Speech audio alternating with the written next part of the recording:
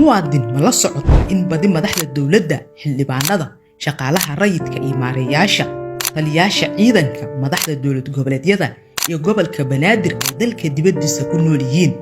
Mise og tahay in ay caafimaadka, dalxiiska iyo tamashlaha dibadda u wada aadaan?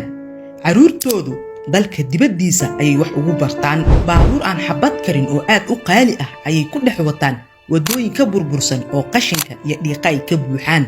Hantida ay dhacaanna waxay ku maalgashadaan dalka dibaddiisa. Intaasi kuma ekaan ee markay arkeen in aysan jirin cid iska celisa ayay bilaabeen in ay ilmahooda kuwa la dhashay iyo xigtadooda ay ku naasnuujiyaan xilalka iyo xoolaha dawladda. Waxaa tusaale kuugu filan in la yaqaano ciddii la siin lahaa shaqooyinka iyo qandaraasyada dawladda ka soo baxa oo ay kala tuurtaan madaxda iyo eheladooda.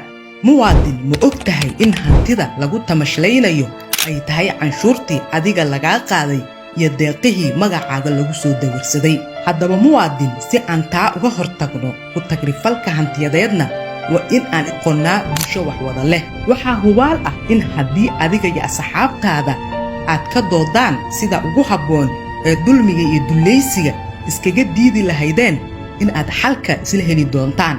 Dhalinyaro ayay ahaayeen kuwii sameeyey isbeddeladii ugu waaweynaa oo ay dunidu soo martay. Xusuusnow, 1000 tallaabo kow ayay ka bilaabataa. Ha dhayalsan awooddaada.